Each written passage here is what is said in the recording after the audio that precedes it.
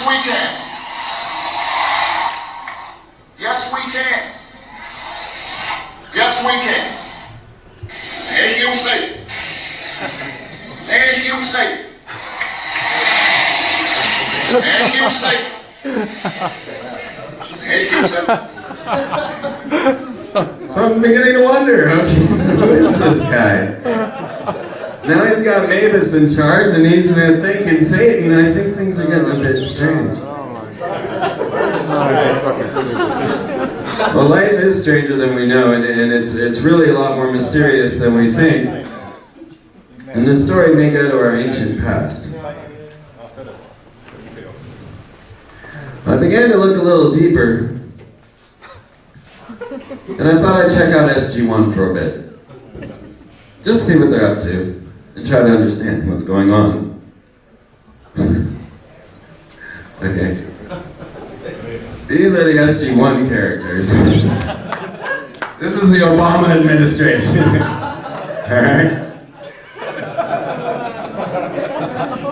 I don't know what to think of this, you know? Is this predictive programming? Is this a God joke? What is going on with this?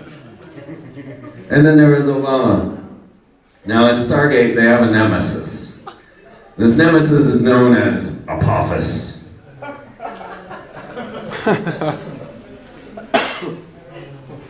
I'll just let you look at that for a second, because that's just crazy, right? Well, Apophis is an ancient serpent deity. He's actually the original Satan. Yeah. Well, there was a man that came in and took over Egypt. He was known as Akhenaten. And maybe you guys have read Tessarian's book on Akhenaten. I have not. Akhenaten came in and he started monotheism. Judaism, Hebrewism. He decided that he was no longer going to worship the pantheon of Egyptian gods.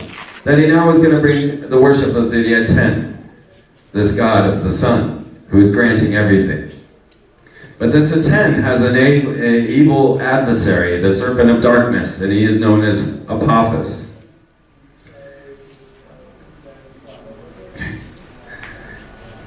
This is where it gets good.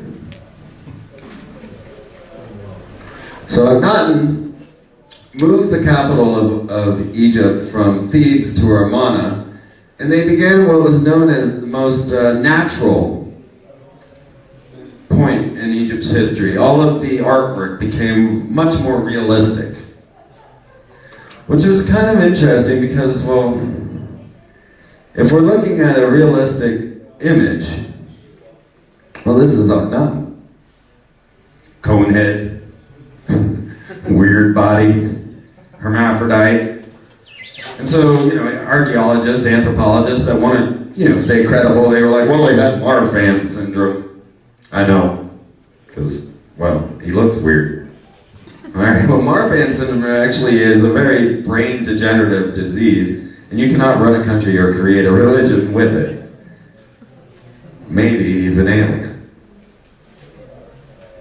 Well, there's a strange fact about mummification. Now, no one has actually found Akhenaten's mummy, nor any of his family, nor many of the positive pharaohs.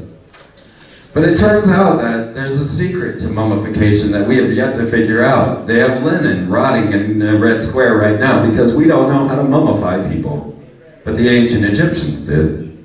And the power of their mummification saves a viable cell, even after 2,400 years. And so this is the New York Times article from 1985 saying, hey, guess what? We cloned a mummy.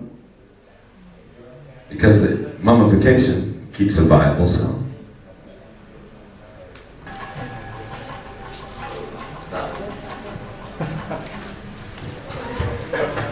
Oh yeah. This gets weird. Okay, so this is Akhenaten. Okay. And remember that he was the one that started monotheism. He's the one that brought about all of this religious strife that we have. All of the Judeo-Christian, the Hebrew, Muslim, all of this war comes from this man. He's the one who started this all. He's the one who put the Pope in power if you start to follow this thing all through the line. And I think he's been cloned. But not just him, he was overshadowed by his mother, and his mother was known as Queen T. And she actually ruled Armana and the Egyptian pantheon, and was probably the one actually behind the religion created. Akhenaten was too young, and Queen T was too powerful, and she kept control for quite some time.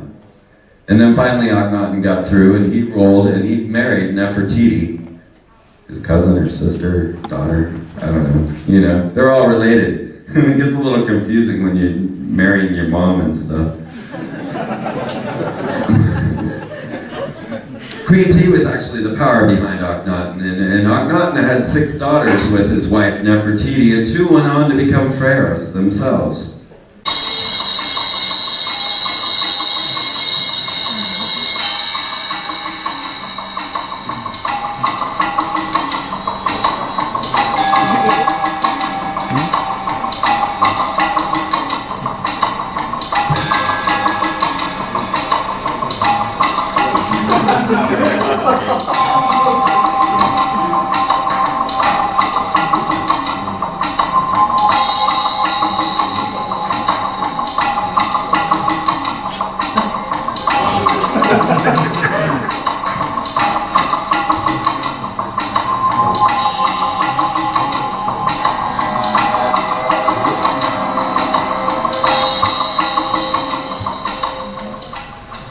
The Secret Service had given the first family titles.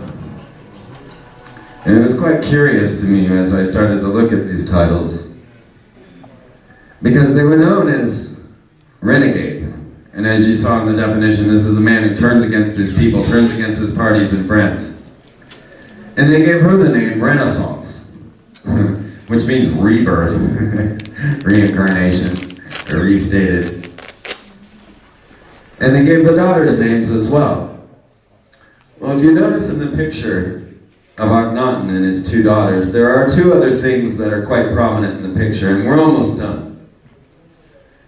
2 other things in the picture with Akhenaten, Nefertiti, and his daughters are the rays of the sun coming down and the flowers or rosebuds coming up.